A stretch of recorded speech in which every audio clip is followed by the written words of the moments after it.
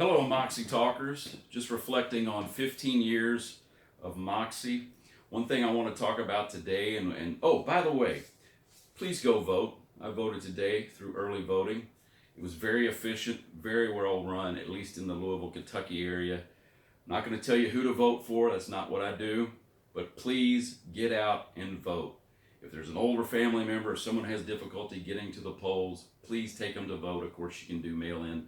I'm a big proponent of voting. I believe it's a big honor and civic duty to do so.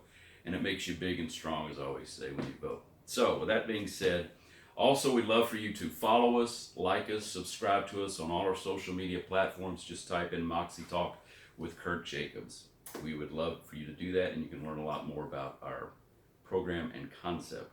Today I'm going to talk about the rebranding to MoxieTalk with Kirt Jacobs. Very quickly, if I can. So we started the program, or I did, as a passion project in 2005, long before social media had any of the platforms and ecosystems that it has today.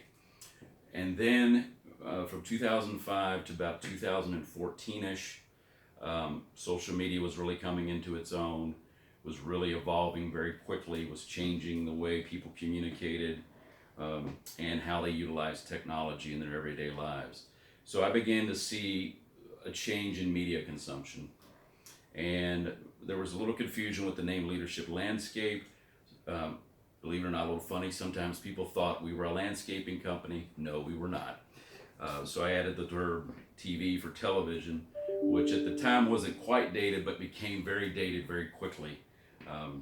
And so it became Leadership Landscape TV. So flash forward, I mentioned it in another segment, reflecting on 15 years. The aha moment that I had, which was a calling, and I decided to leave commercial real estate career in a previous life in the public sector, working for economic development for Louisville Metro, to do this full time. And that happened in October of 2016, where we rebranded and we came to the term Moxie. So quick backstory. I saw the world changing media consumption, like I mentioned, got everybody with different skill sets in a room, and at the time the belief was that I need to make some changes. Now I got a little nervous with this because I thought they wanted me to fundamentally change the conceptual format of the program. I didn't want to do that. I believed we had invented or created something pretty unique in the world of the way the person is the subject of the interview. So with that being said, they said you need to change the name. The name was too long. Leadership Landscape TV was a little too stodgy. So we landed on the word Moxie. Now here I am. I'm at Disney World. I'm with my wife, my then 3-year-old son, roughly almost 4, maybe 4.5.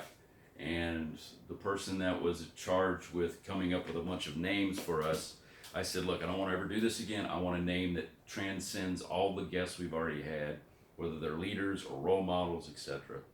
And so we came up with about 10 words. And when I saw the word Moxie, I don't know if you've ever had this experience, like all the light, all my peripheral just went dark. And I was looking at it on my phone. It came through on a PDF.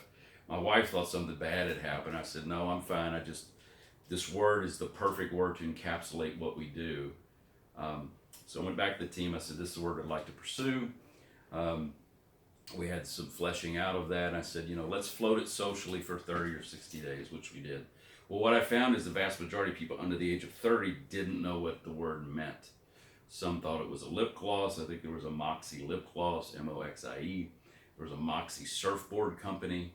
But Moxie was a term that came out of the 1920s and the early 20th century because it was a soda that was kind of a more sugary, syrupy root beer. You can actually still get it today. They still make it, based out of Maine, I believe. And it took a certain taste to palate to drink it. And so the term came up of Moxie. Of course, this was sandwiched between 2 world wars. And, baseball was a huge thing, and it sold greatly at baseball games. So that's how the term came to be, through slang or the vernacular of English. And then it really kind of died out, as the 20th century went on. And so I said, let's go with that word. And we did. And we added talk for TED Talks. And that's how we landed on MoxieTalk. I love the name. I think it's perfect. It's been a great opportunity for us. There's really no confusion with it if you read our mission statement. So, like I said before, that's our rebranding story.